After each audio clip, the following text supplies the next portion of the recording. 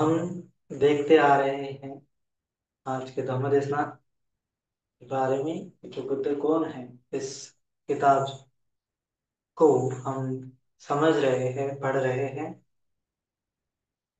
तो हमने देखा किस प्रकार से बोधिसत्व एक बालक होता है जिसको बुद्ध बनने की चेतना उत्पन्न होती है, और फिर कई असंख्य कल्पों के बाद वह जो है दीपंकर सम्यक संबुद्ध के समय में तापसवेद नाम से जन्म ग्रहण करता है, बोधिसत्व होता है। तब भगवान दीपंकर उस तपस्वी सुमेध को ये भविष्यवाणी करते हैं कि यह जो बोधिसत्व है ही, ये 4 असंख्य 1 लाख कल्प के बाद बुद्ध बनने वाला है। माने कि आज से 2500 साल पहले जो हमारे गौतम बुद्ध हुए हैं। तो बुद्धत्व प्राप्ति के लिए जो आवश्यक गुण हैं उसके बारे में हमारे बोधिसत्व जो है विचार कर रहे हैं, है ना। बुद्ध बनना है तो उसके लिए कुछ क्वालिटीज चाहिए होती है, कुछ गुण चाहिए होते हैं। तो उन गुणों को ही पारमिता बोलते हैं, ऐसा हमने पिछले वीडियो में जाना था।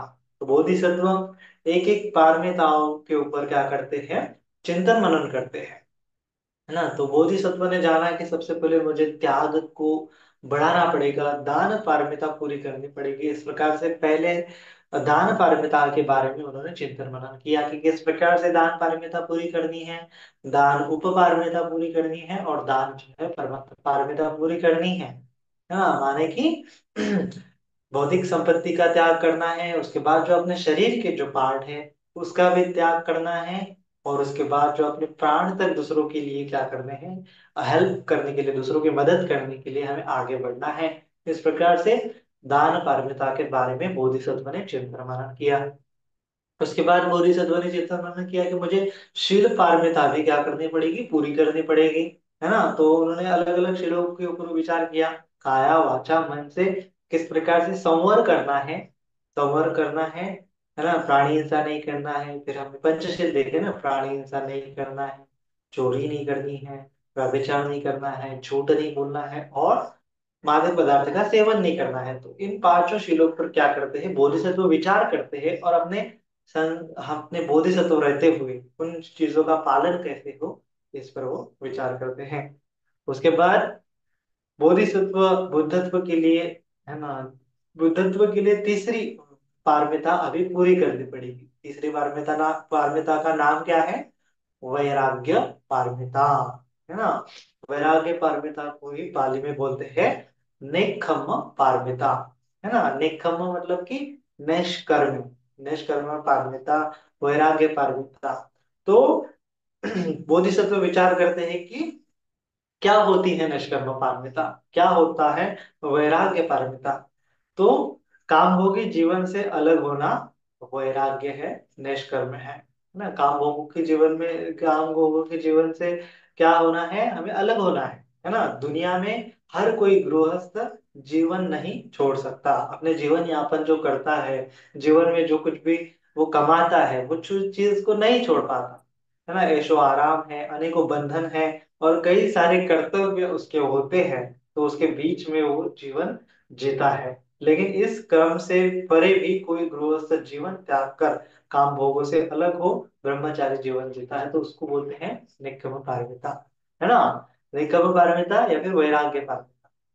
वैराग्य पारमिता का अर्थ क्या है कि जिस प्रकार से हम क्या होते हैं, हमारे जीवन में हम जीवन यापन करते हैं, डेली डेली लाइफ में अलग अलग हमारे कर्तव्य होते हैं, हमारे घर बार होता है, हमारे रिश्तेदार होते हैं, हमें घर बनाना पड़ता है, हमें गाड़ी खरीदनी पड़ती है, हमें फ्यूचर का प्रयोजन करना पड़ता है। तो कितनी सारी चीजें हमारे माइंड में चलती है। तो उसके चलते क्या होता है, हम हमारे घर परिवार को त्याग नहीं सकते, है ना। तो दान पारमिता में हमने देखा था कि बोधिसत्व किस प्रकार से सभी चीजों का त्याग करते हैं, है ना।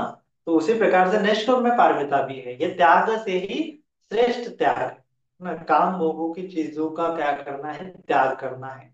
मतलब कि किस चीजों का त्याग करना है, जो हमने हमारे आजू बाजू में हम देखते हैं, कितनी सारी चीजें हम देखेंगे घर में क्या क्या है। फ्रीजर है, घर में कूलर है ना, ठंडी लगे तो हीटर है ना। और क्या है, फ्रीज है, एसी है, टीवी है, फैन है, या फिर बहुत सारी चीजें हमारे आवश्यकता है। तो आवश्यकता के कई बार क्या कर लेते हैं हम, आवश्यकता से ज्यादा चीजें जो है घर में रखते हैं, है ना। हमें एंटरटेनमेंट की चीजें चाहिए, जैसे क्या है, टीवी है, मोबाइल है, या फिर अलग अलग चीजें हैं जिससे जिसके माध्यम से हम क्या करते हैं, हम सुखी रहना चाहते हैं, हम दुखी होना नहीं चाहते। हम अच्छे अच्छे कुशन्स खरीदते करते हैं, सोफा खरीदते हैं, बड़े बड़े सोफा, बड़े बड़े कुशन, बड़े बड़े गद्दे, कंफर्टेबल लग्जरियस कुशन्स जो है हम खरीदते हैं, ताकि क्या करें, हमें सुख मिले, क्या ताकि क्या, हमें हमारे शरीर को आराम मिले, है ना, हमारे शरीर को आराम मिले, इसलिए हम अच्छी अच्छी चीजें कलेक्ट करते हैं। हमारे आंखों को आराम मिले, इसीलिए अच्छे अच्छे कलर हम हमारे घर में सजाते हैं। हमारे कानों को आराम मिले, इसीलिए अच्छे अच्छे गाने हम सुनते हैं, है ना। आंखों से और संतुष्ट होने के लिए टीवी मोबाइल में वीडियोस देखते हैं। तो ये क्या करते रहते हैं हम, इस संसार को हम अपने अंदर क्या करते जा रहे हैं, भरते जा रहे हैं। तो इसका मतलब क्या हुआ है कि हम हमारे भीतर, हमारे मन के भीतर ये बाहरी चीजों को ही चलता रहता है। हमारे माइंड में भी क्या चलता रहता है, इन्हीं सब चीजों के बारे में चलता है। थोड़ी देर बैठे कि मन करता है कि मोबाइल देखो, है ना, ऐसे 5 मिनट भी हम बैठ नहीं पाते, 10 मिनट भी हम शांति से बैठ नहीं पाते। ऐसा लगता है कि हमें क्या कर लो, 5 मिनट में उठ जाओ, मोबाइल देख लो, थोड़ा गद्दा अच्छा, आधा घंटा बैठ गए, पेट में पैर में दर्द हो गए मेडिटेशन करते करते, तो मन करता है कि लेट जाओ, गद्दे पे लेट जाओ, बेड पे लेट जाओ, है ना, एकदम अच्छा सा तकिया ले लो, एकदम कंफर्टेबल हम क्या करना चाहते हैं, रहना चाहते हैं, जीना चाहते हैं। तो ये इन काम भोगों से परे, है ना, ये जो इंद्रिय है, हमारे बॉडी है, हमारे आंख है, हमारे कान है, हमारे नाक है, अच्छे अच्छे व्यंजन खाते हुए हमारे जीव के इंद्रियों को संतुष्ट करते हैं। तो ये बोले हैं इंद्रिय जगत को, इंद्रिय जगत के सुखों को हम नहीं छोड़ना चाहते, उसको बार बार उसका सेवन करना चाहते हैं। तो निष्कर्म पारमिता का मतलब क्या होता है कि ठीक उसके विपरीत करना, है ना, ठीक उसके विपरीत हमें क्या करना चाहिए, इन काम भोगों से अलग होते हुए निष्कर्म का विचार हमारे मन में लाना चाहिए ना। सामान्य गृहस्थों के कार्यों से अलग होकर जो रहते हैं, वैरागी रहते हैं जिस प्रकार से, उस प्रकार से हमें क्या करना चाहिए, नेक्खम्म पारमिता का पालन करना चाहिए। ऐसे हमें हमें सोचना चाहिए। तो बेसिकली निष्कर्म पारमिता से बहुत सारे लोग ये भी समझते हैं कि हम घर बार छोड़ते हुए प्रवज्जित हो जाए, है ना, जिस प्रकार से भिक्षु बन चुके हैं हम, हमने घर बार छोड़ दिया है, और हम अभी सन्यासी बन चुके हैं। हम जो है कम से कम काम भोगों की चीजों में लिप्त रहते हैं, या फिर नहीं रहते हैं, जंगल में रहते हैं भिक्षु लोग, हम देखते हैं पहाड़ी पे रहते हैं, किसी वृक्ष के नीचे रहते हैं, है ना, कहीं पे भी जगह मिल जाए वहां पे रहते हैं। तो भिक्षु का जीवन जीना, सन्यासी का जीवन जीना मतलब कि निष्कर्म में पारमिता समझी जाती है। लेकिन निष्कर्म में पारमिता हम हमारे गृहस्थ लाइफ में भी क्या कर सकते हैं, उसको पालन कर सकते हैं, है ना। गृहस्थ लाइफ में भी हमें निष्कर्म पारमिताओं का पालन करना चाहिए। इसीलिए भगवान बुद्ध जी ने हमें खास कर उपासक लोगों के लिए उपोषित शील की रचना की है ना। जैसे हमने देखा दान पारमिता, शील पारमिता, शील में हमने पंचशील देखे। अभी नैष्कर्म पारमिता पूरी करने के लिए हमें 8 शील भगवान बुद्ध जी ने समझाए हुए हैं, तो उसको बोलते हैं हम उपोषित शील, है ना। तो उपोषित शीलों का उस दिन हमें क्या करना चाहिए, पालन करना चाहिए। तो हफ्ते में एक बार, महीने में 4 बार, हफ्ते में एक बार मतलब कि पूर्णिमा है, अमावस्या है, चतुर्दशी है, अष्टमी है, कृष्णाष्टमी, शुक्लाष्टमी, तो इन 8 दिनों में, 4 दिनों में हमें क्या करना चाहिए, 8 शीलों का पालन करना चाहिए। तो जैसे ही 8 शील आते हैं तो उसमें क्या होता है, प्राणी हिंसा नहीं करना है, चोरी नहीं करना है, ब्रह्मचर्य का पालन करना है, और जो एक ही टाइम भोजन करना है, जिस प्रकार से भिक्षु लोग जीवन जीते हैं। उसके बाद नृत्य गीत वादित नाच गाना, जो एंटरटेनमेंट की चीजें है उसको नहीं देखना है। उसके बाद उच्चा सेना महासेना, उसको त्यागना है, बड़ी बड़ी आपका कुशन है उसको त्यागना है, चटाई पे सोना है उस दिन। आर्य मौन का पालन कर सके तो आर्य मौन का पालन करना है, मेडिटेशन करना है। जिस प्रकार से एक सन्यासी अपना जीवन जीता है, उस प्रकार से उपासक लोगों ने भी एक दिन, हफ्ते में एक दिन क्या करना चाहिए, सन्यासी का जीवन जीना चाहिए। तो उससे क्या होता है, आपकी निष्कर्म पारमिता बढ़ती है ना। तो वो क्या होती है, गृहस्थ रहते हुए भी हम निष्कर्म पारमिता का अभ्यास जो है कर सकते हैं। तो इसीलिए हमें ये नहीं समझना है कि हमें घर बार छोड़ के जाने के बाद ही हमारी निष्कर्म पारमिता पूरी होगी, ऐसा नहीं समझना है। ऐसा नहीं है, भगवान जी ने बोला है, मध्यम मार्ग है। हम हमारे घर पे भी रहते हुए उपोषणशील का पालन कर सकते हैं, तब जाके हमारी निष्कर्म पारमिता और पूरी हो जाएगी, है ना। तो इस प्रकार से हम निष्कर्म पारमिता का अभ्यास कर सकते हैं। और उसके बाद क्या होता है कि उससे भी अगर हमें और बढ़कर निष्कर्म का मतलब समझना है ना। निष्कर्म का मतलब तो हम ये समझते हैं कि घर बार छोड़ना है, शीलों को एकदम कठोरता से पालन करना है, एकदम सौम्य रूप से पालन करना है, एकदम सिंपल लाइफ जीना है।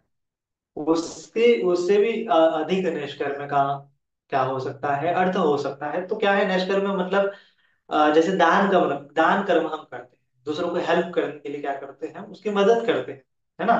तो दान कर्म करते वक्त क्या करते हैं, हम बहुत सारा, हमारा धन है, पैसा है, कुछ चीजें हैं जो दूसरों को दान देते हैं। तो उस समय में हो सकता है कि दान देते समय हमें, हमारे मन में क्या हो सकता है, ईगो हो सकता है। कई कई बार होता है ना, लोग एक बार एक चीज दान देते हैं और लोगों को बताते फिरते हैं, मैंने इतना दान दिया, मैंने उतना दान दिया, इतने सारे भिक्षुओं को दान दिया, ये किया वो किया। तो एक ईगो बढ़ाने के लिए कभी कभी कोई लोग दूसरे को प्रेरित करने के लिए बता सकते हैं, वो बात अलग है। लेकिन बहुत बार क्या हो सकता है, ईगो बढ़ सकता है कि मैं इतना सारा दान कर रहा हूँ।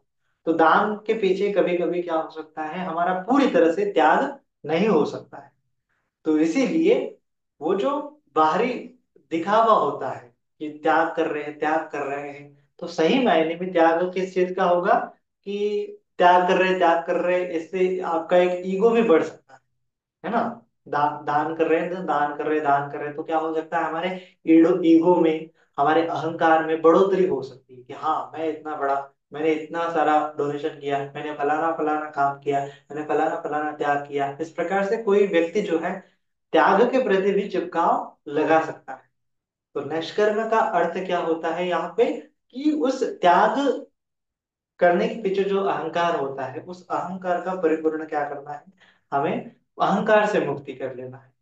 तो अहंकार से जब हमारी मुक्ति हो जाती है, तो सही मायने में निष्कर्म पारमिता हमारे भीतर आती है ना। सिंपल सा मीनिंग है कि दान में परिपूर्ण त्याग अ, होता है भौतिक चीजों का, लेकिन जो आध्यात्मिक त्याग है, आध्यात्मिक जगत में आपकी बढ़ोतरी होने के लिए जिस त्याग की आवश्यकता है, वह त्याग सही मायने में अपने अहंकार का त्याग है। जब तक अहंकार का त्याग अपने भीतर से होगा नहीं, तब तक निष्कर्म का उदय, वैराग्य का उदय अपने चित्त में होगा नहीं।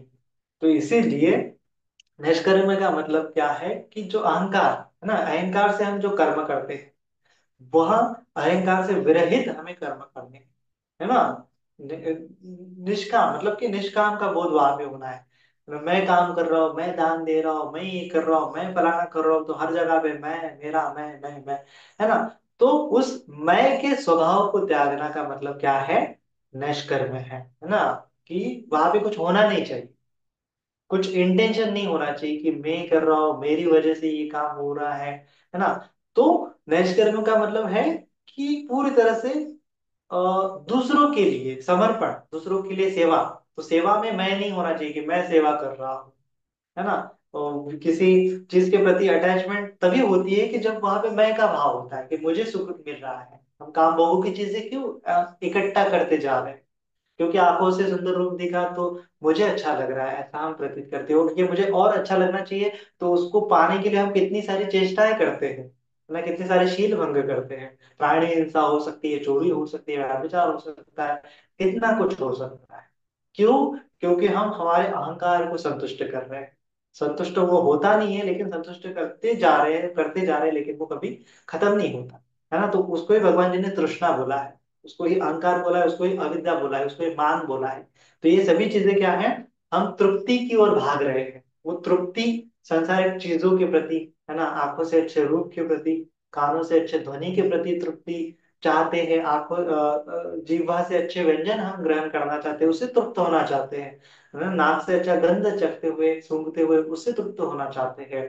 काया से अच्छा स्पर्श महसूस करते हुए उससे तृप्त होना चाहते हैं, लेकिन ये तृप्ति हमें कभी मिलने वाली नहीं है। इसका रीजन क्या है? भगवान जी ने बोला है कि वो तृष्णा है, वो कभी तृप्त नहीं हो सकती, क्योंकि ये क्या है? फॉल्स।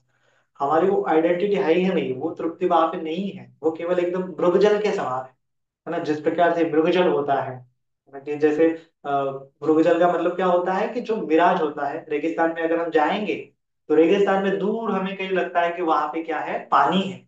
ऐसे रिफ्लेक्शन दिखता है आकाश का, तो हमें लगता है कि वहां पे पानी है। हम थोड़ा आगे जाते हैं तो वहां पे बेसिकली पानी नहीं होता है, तो एक मिराज वहां पे होता है, मृगजल वहां पे होता है।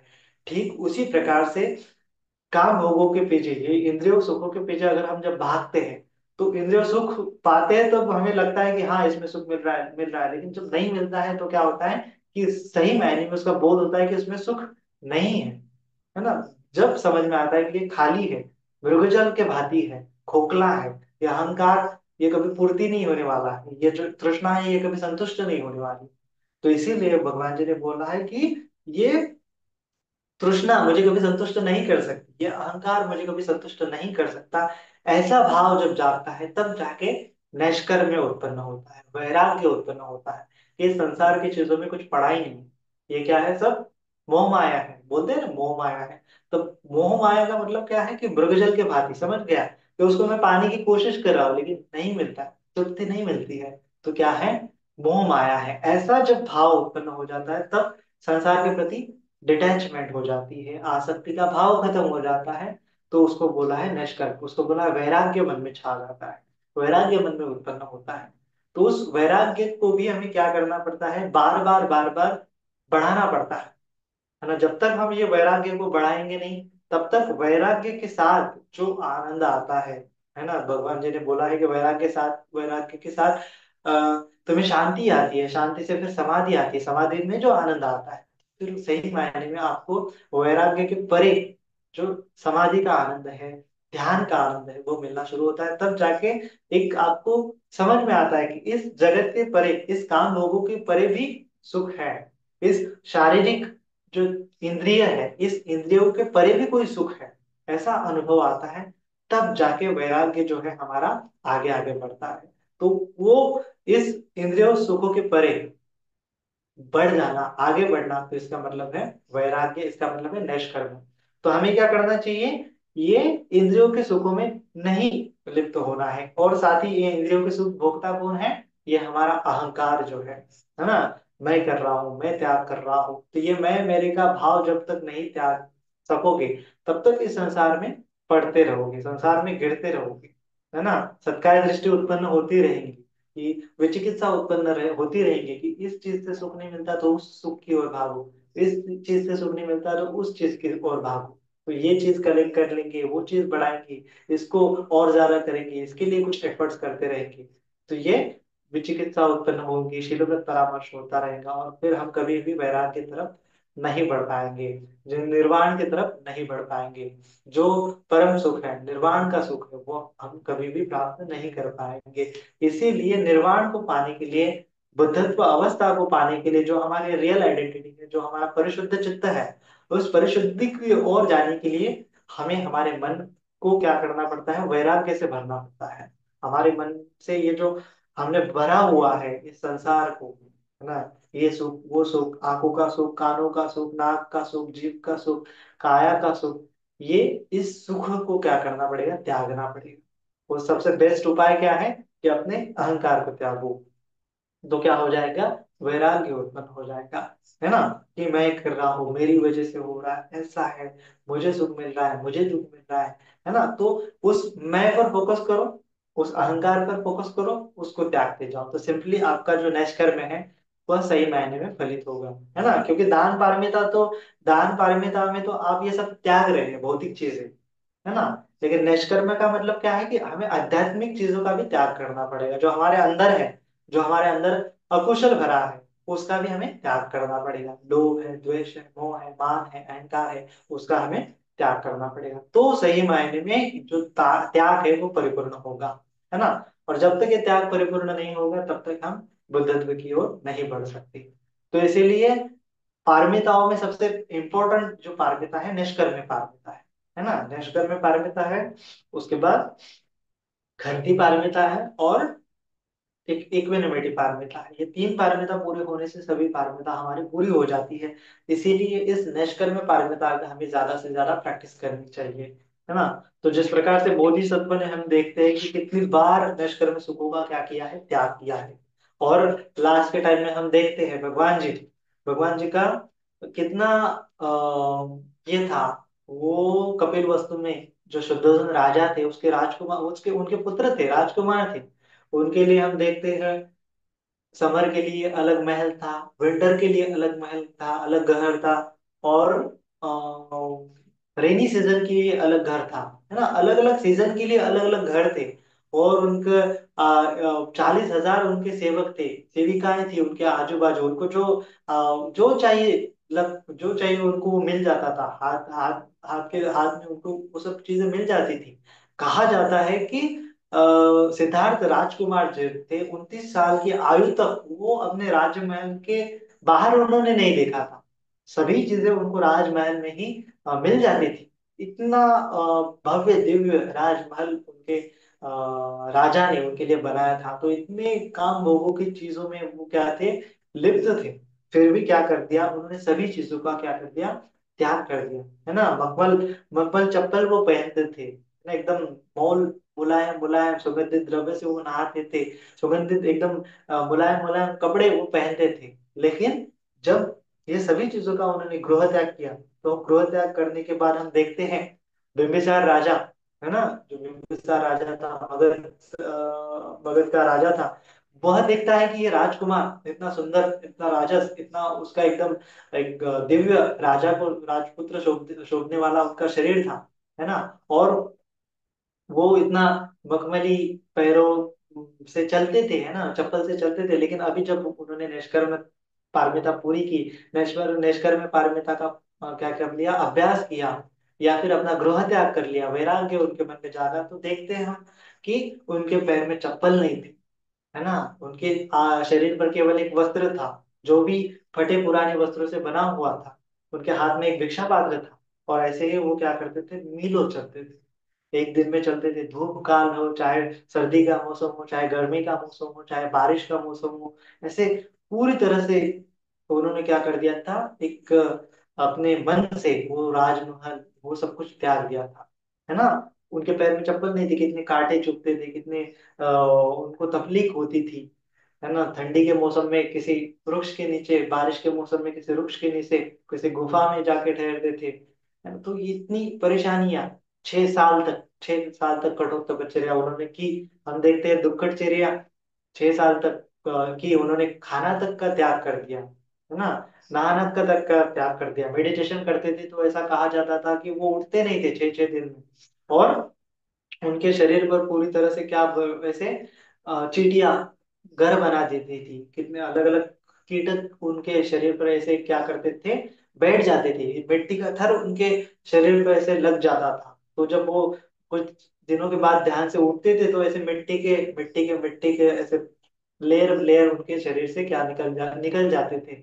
जिस प्रकार से, है ना, हम देखते हैं कि किसी घर में, जो घर के बाहर आंगन में कैसे मिट्टी जम जाती है, तो उस प्रकार से मिट्टी उनके शरीर में पूरी तरह से जम जाती थी। इतना कठोर तपश्चर्या उन्होंने किया, है ना। 6 साल तक वो वैराग्य का क्या किया, बहुत परिश्रम करते हुए, पुरुषार्थ करते हुए अभ्यास किया, है ना, उस प्रकार से वैराग्य। और भगवान जी बोलते हैं कि 6 साल तक जब मैंने गृह त्याग किया, 29 साल से आयु से लेकर 35 साल तक जो मैंने कठोर तपश्चर्या की, उस तपश्चर्या के दौरान, उस वैराग्य भाव के दौरान, मैंने मुझे एक पल भी मेरे कपिल वस्तु की याद नहीं आई। एक पल भी मेरे का जो राजमहल था उसका मैंने विचार नहीं किया। इतना परिपूर्ण वैराग्य उनके मन में छाया था। इतना परिपूर्ण वैराग्य का अभ्यास, नष्कर्म पारमिता का अभ्यास उन्होंने अपने लास्ट के लाइफ में भी किया था। और ये अभ्यास उन्होंने न जाने कितने लाइफ में किया, कितने जन्मों जन्मों में, 4 असंख्य 1 लाख कल्पों तक इतना परिश्रम, इतना पुरुषार्थ, इतना वैराग्य का उन्होंने अभ्यास किया। तो हमें उस महान भगवान बुद्ध जी को क्या करना चाहिए, बार बार स्मरण करना चाहिए, और वंदन करने लायक है कि इतना इतना अनुकंपा करते हुए, है ना, लोगों पर अनुकंपा करते हुए उन्होंने न जाने कितने कितने कितने कल्पों में, है ना, न जाने कितने कितने जन्मों में ये बार बार लोगों को, लोगों की हित के लिए, लोगों की सुख के लिए, लोगों पर अनुकंपा करने के लिए उन्होंने ये सब पारमिता पूरी करने का क्या किया था, महासंकल्प किया था, महाअधिष्ठान किया था।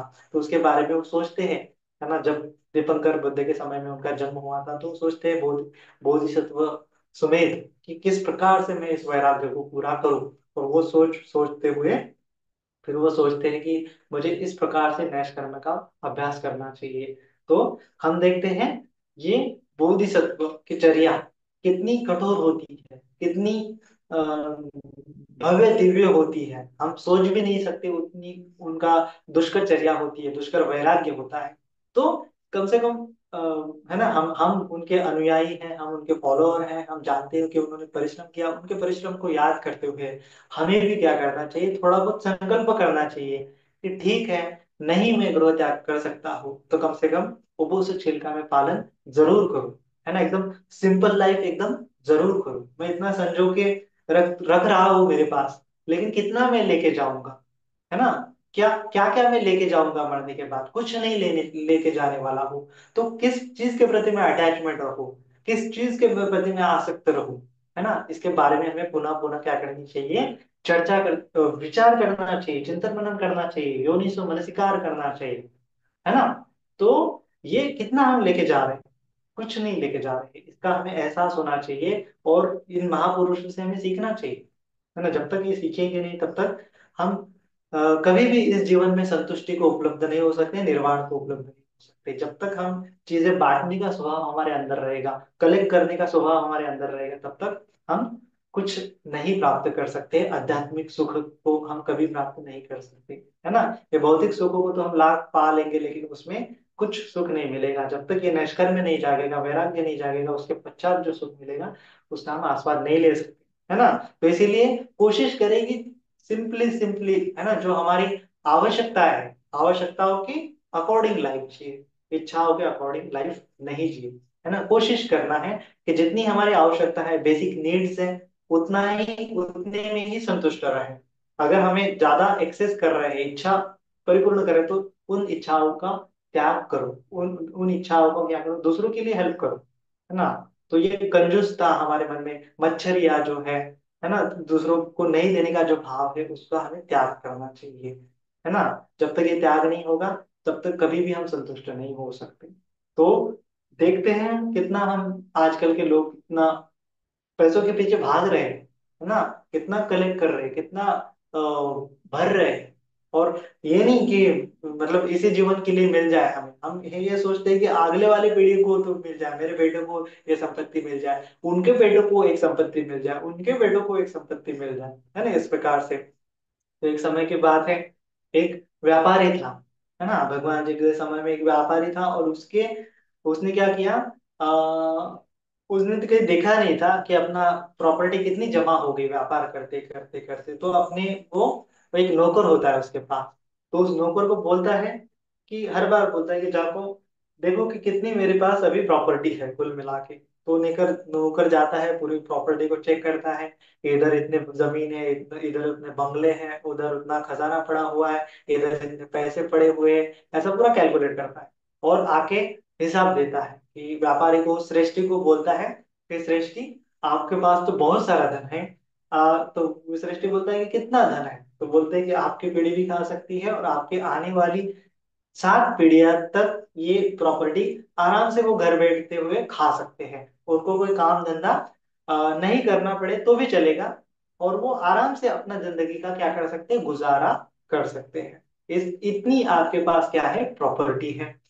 तो श्रेष्ठी सोचता है कि हाँ ये तो ठीक है, 7 पीढ़ियां तो 7 पुख्तों को तो कि मेरी 7 पीढ़ियों तक तो ये मेरी प्रॉपर्टी चलेगी, लेकिन उसके बाद की 8वीं पीढ़ी क्या करेगी, उसके बाद की आने वाली पीढ़ी क्या करेगी, है ना। तो मैं मुझे आने वाली पीढ़ियों की भी क्या करनी चाहिए, चिंता करनी चाहिए। तो और ज्यादा वो विचार करने लगता है कि कहाँ से मुझे धन मिलेगा, मेरा व्यापार और कैसे बढ़ेगा कि ताकि आने वाली बहुत सारी पीढ़ियां उसमें संतुष्ट होती रहे।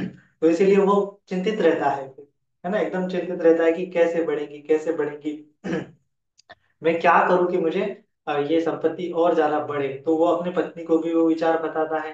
तो उसकी पत्नी बोलती है, हाँ ठीक है, ये विचार आपको परेशान कर रहा है क्या? तो एक काम करो, आप भगवान बुद्ध जी के पास जाओ, वो आपको कोई ना कोई उपाय बताएंगे। तो फिर वो भगवान बुद्ध जी के पास जाता है ना। और फिर भगवान बुद्ध जी को बोलता है कि मुझे उपाय बताइए कि मैं क्या करूं, मैं परेशान हूँ, है ना। कि केवल 7 ही पीढ़ियों तक क्या हो जाएंगी, मेरी प्रॉपर्टी चलेगी, लेकिन उसके बाद की पीढ़ियों का क्या करूंगा, है ना, उसके बाद की पीढ़ियों को मैं कैसे हेल्प कर पाऊंगा। तो इस प्रकार से वो सोचता है। तो भगवान जी बोलते हैं, ठीक है, तुम इस बात से परेशान हो, तो एक काम करो, तुम जो है क्या करो, 1 किलो जो है अनाज, है ना, 1 किलो जो आटा जो है, तुम, एक बुढ़िया है ना, गांव के बाहर एक बुढ़ी माई रहती है, तो उसको जाके वो 1 किलो का आटा दिया, है ना। तो उसके बाद मेरे पास आना, मैं तुम्हें उपाय बताता हूँ। तो वो सृष्टि समझता है, ठीक है, भगवान बुद्ध जी ने बोला है तो मैं ये काम करता हूँ। और फिर पट पट पट पट ये काम करते हुए भगवान बुद्ध जी के पास आता हूँ। तो उसको लग रहा है कि भगवान बुद्ध जी मेरी कोई परीक्षा ले रहे हैं क्या, है ना। तो फिर वो क्या करता है, बहुत सारा अनाज जो है, अनाज के अलग अलग बोरिया, अलग अलग धान जो है, अलग अलग ये लेके भर के वो क्या करता है, उस बूढ़ी माई के पास आता है। और सोचता है कि मैं तो बहुत सारा दान कर सकता हूँ, तो इस बूढ़ी माई को पूरा एकदम घर भर के दान दे दूं। तो वो आता है उस बूढ़ी माई के पास, और बूढ़ी माई ने क्या कर लिया होता है, रिसेंटली ही, है ना, मतलब अपना भोजन समाप्त करते हुए वो अपने बर्तन धो रही होती है। तो उतने में वो श्रेष्ठी आता है बैलगाड़ी लेते हुए, पूरा उस पे अनाज की पोतियां होती है। तो वो उतारता है पोती, उतारता है पोतियां और बोलता है कि इस बूढ़ी माई को दे दो। तो बूढ़ी माई बोलती है, रुको रुको, क्या कर रहे हो? तो वो बोलता है कि मैं आपको ये दान करने के लिए आया हूँ। तो बूढ़ी माई बोलती है कि मुझे इतने सारे दान की आवश्यकता नहीं है। तो मैं क्या करूंगी, मेरा तो ये खराब हो जाएगा, मेरे कुटिया में रहेगा तो ये अनाज सड़ जाएगा। मैं तो अकेली हूँ, इतना तो खा नहीं पाऊंगी। तो तो वो बोलता है कि ठीक है, इतना सारा मत लो, तो केवल तुम एक ही गोनी अनाज अपने घर पे लो। तो बूढ़ी माई बोलती है, एक गोनी भी तो मेरे लिए बहुत ज्यादा हो जाएंगी। तो वो ऐसा करता है, ठीक है, बोलता है कि तुम आधी गोनी अपने घर पर रख लो। तो बूढ़ी माई बोलती है कि नहीं, आधी गोनी भी मेरे लिए ज्यादा है, मुझे इतनी चीजों की आवश्यकता नहीं है। तो वो ऐसा करते करते बहुत सारा बोलता है कि ठीक है, 1 किलो अनाज तो ले लो एटलीस्ट। तो बूढ़ी माई बोलती है कि नहीं, 1 किलो भी मैं ले नहीं सकती, क्योंकि आज का तो मेरा भोजन परिपूर्ण हो चुका है, अभी मुझे आज के भोजन की आवश्यकता नहीं है। तो कल का कल मैं देख लूंगी, कल जाऊंगी तो कल मैं कमा के थोड़ा सा भोजन कर ही लूंगी। तो मुझे ये 1 किलो अनाज की भी आवश्यकता नहीं है। तो इस प्रकार से वो पूरी तरह से उसको दान देना चाहता है श्रेष्ठी, और वो बूढ़ी माई होती है कि नहीं स्वीकार करना चाहती, क्योंकि उसको जरूरत नहीं है। वो सोचती है कि मैं अपना एक दिन का काम करूंगी, थोड़ा खाना कमाऊंगी, और उतना मेरे से हो जाएगा, आगे का कल का किसने देखा। इस प्रकार से वो विचार करती हैं। तो उसी समय में वो सृष्टि को क्या होता है, लाइट लग जाता है कि सच में ये बूढ़ी माई है, और इसको पता नहीं इसका आगे इसके साथ कोई रहने वाला नहीं है, कुछ नहीं है, इसको क्या हो जाएगा, बीमार पड़ जाएंगी, फलाना हो जाएगा। लेकिन फिर भी इतना होते हुए भी ये मेरे से ये अनाज जो है फ्री में भी नहीं स्वीकार करना चाहती। कितनी ये ईमानदार है, कितनी ये अपने आप के प्रति एकदम निष्ठावान है, और कितनी संतुष्ट है, अल्प संतुष्ट है, अल्प इच्छित है ना। क्यों ना मैं इससे कुछ सीखूं। तो ऐसा वो सोचता है, और वो अपने बारे में विचार करता है कि कितना, मतलब ये, उसके पास कुछ है भी नहीं बूढ़ी माई के पास, लेकिन फिर भी ये हैप्पी है। मैं कितना बेचैन रहता हूँ, मैं इतना धन कमाने के पीछे कितना बेचैन रहता हूँ। तो मुझे भी इस प्रकार से नहीं सोचना चाहिए, आने वाली पीढ़ी अपने लिए कमा लेगी, मैं उनके बारे में क्यों चिंता करूं। तो इसीलिए उसके मन से वो भाव निकल जाता है ना। और फिर उसको एक दृष्टि उत्पन्न हो जाती है कि मुझे संतुष्टि का जीवन जीना चाहिए, आने वाली पीढ़ियां तो कमा ही लेंगी, खा ही लेंगी, है ना। फिर वो भगवान बुद्ध जी के पास जाके क्षमा याचना करते हुए और एक उपासक बन जाता है, और फिर दानदाता बन जाता है। गांव में किसी को अगर किसी चीज की आवश्यकता लगती है तो वो डोनेट करता है, भोजन दान देता है, लोगों को अपनी तरफ से जितना जितना हो सके उतना उतना दान देता है। तो इस प्रकार से संतुष्टि का भाव जब जागेगा, तब तक अपने आप क्या हो जाएगा, हम दूसरों के लिए हेल्प करने के लिए आगे आएंगे। लेकिन जब तक ये संजोने का भाव रहेगा तब तक हम आगे नहीं आ सकते। तो हमें सोचना है कि फ्यूचर की पीढ़ियां तो उनके लिए कमा ही लेगी, हमें उनके बारे में टेंशन नहीं लेना है, हमें खुद कमा के लेना है ना। जैसे ये जो जैकी चान है, जो आपने सुना होगा, एक बहुत फेमस एक्टर है। तो उन्होंने क्या किया, इतनी सारी प्रॉपर्टी उनके पास है, उनका एक बेटा है। तो उन्होंने कहा कि मैं जब था बचपन में तो मेरे पास कुछ नहीं था, मैंने खुद से सीखा, स्किल सीखी, कराटे वगैरह ये सीखा, एक्टिंग सीखी, उसके बाद मैंने खुद बहुत कमाया, नाम कमाया, पैसा कमाया। तो अपना बेटा भी, उनका बेटा भी क्या हो गया है, अभी 18 साल का हो गया था। तो उसके बर्थडे पर उन्होंने कहा था कि तुम्हें भी क्या करना चाहिए, मेरे जैसे एफर्ट्स करने चाहिए, खुद का अस्तित्व तैयार करना चाहिए। मैं तुम्हें मेरी प्रॉपर्टी का एक भी हिस्सा नहीं दूंगा, 1% भी हिस्सा नहीं दूंगा, पूरी प्रॉपर्टी क्या कर दूंगा, डोनेट कर दूंगा, तुम्हें तुम्हारा खुद कमाना है, खुद खर्च करना है। इस प्रकार से देखो, है ना, जो बड़े लोग होती हैं इनकी सोच क्या होती है, हमारी सोच क्या है कि मेरे बेटों को मिल जाए, मेरा बाबू, मेरा सोना, उतना उसको मिल जाए, है ना। इतना इतना सोचते हैं कि मतलब वो कंफर्टेबल, एकदम कंफर्टेबल रहे। लेकिन फिर भी क्या होता है, कंफर्टेबल रहने का मतलब ये नहीं कि वो सुखी रहे, है ना। तो आपको, अगर आपको संपत्ति कमाना है, आपके बेटे के लिए संपत्ति कमाना है, तो सही मायने में जो धर्म की संपत्ति है वो आपके बेटों को दो। न, जो शिक्षा है, जो नीतिमत्ता है, जो ईमानदारी है, जो नैतिक मूल्य है, वह अपने बेटे को दो। जो धर्म है, सही मायने में दूसरों को हेल्प करने का भाव है, वो अपने बेटों को सिखाओ, है ना। कमाने का मत सिखाओ। आज हम देखते कितना करप्शन, बेईमानी हमारे इर्द गिर्द दिखाई दे रही। क्यों? क्योंकि कहीं ना कहीं वो धर्म, कहीं ना कहीं जो नैतिकता हम हमारे आने वाले जनरेशन को नहीं सौंप पाए, है ना। तो हमें, ये हमारे ऊपर क्या है, एक हमारा कर्तव्य है, ये हमारी जवाबदारी है कि हमें एक धर्म जो है, सही मायने में जो नैतिक मूल्यों का धर्म है, वो हमारे बेटों पे ट्रांसफर करना है।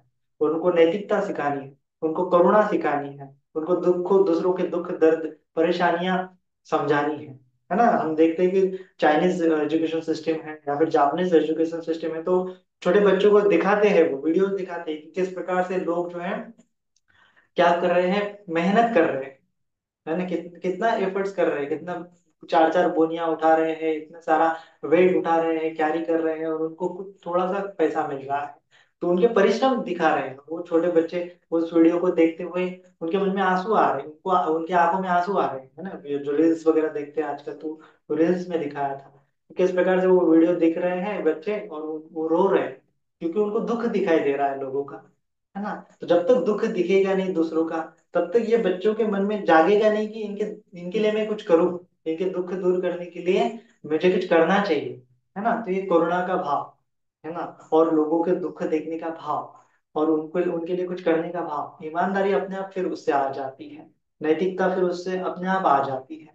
तो ये सही मायने में मैत्री का धर्म, करुणा का धर्म हमें हमारे बेटों को सिखाना चाहिए, उनमें वो नैतिक गुण, संस्कार जो है उनमें डालने चाहिए, अच्छे अच्छे संस्कार, ताकि वो आगे चल के एक ईमानदार आदमी बने, ना अपने कर्तव्यों के प्रति निष्ठावान रहे, अपने कर्तव्य पूरे करने के लिए, चाहे वो अपने कुछ भी हो, किसी भी फील्ड में, चाहे वहां पे करप्शन ना करे, लोगों की हेल्प करने के लिए आगे आए।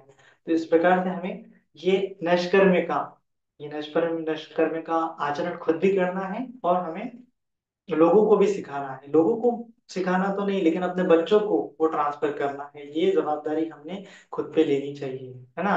तो इस प्रकार से कहने को बहुत सारी चीजें हैं, करने को भी बहुत सारी चीजें हैं। तो हमें आगे आना है, हमें अभ्यास करना है, और वो सिखाना है कि कैसे अल्प संतुष्टता हमें जीवन की ऊंचाइयों तक ले जा सकती है, कैसे अल्प संतुष्टता हमें डिस्ट्रैक्शन से बचा सकती है ना। हमें सही मायने में जो संतुष्टि का सुख है, निर्वाण का सुख है, दूसरों को देने का सुख है, त्याग का आनंद जो है, उसकी तरफ ले जा सकती है। तो ये बार बार उसका चिंतन मनन करें, है ना, और अच्छे से जितना हो सके उतना मन से ये जो लोभ द्वेष मोह जो है उसको निकाले, अहंकार जो है उसको निकाले, मन को एकदम निष्कर्मित कर दे, एकदम निष्काम, केवल है हम दूसरों को भलाई में भी क्या करें, भलाई देखें, दूसरों की भलाई में भी खुश रहें, है ना, दूसरों की बुराई में दुखी होए।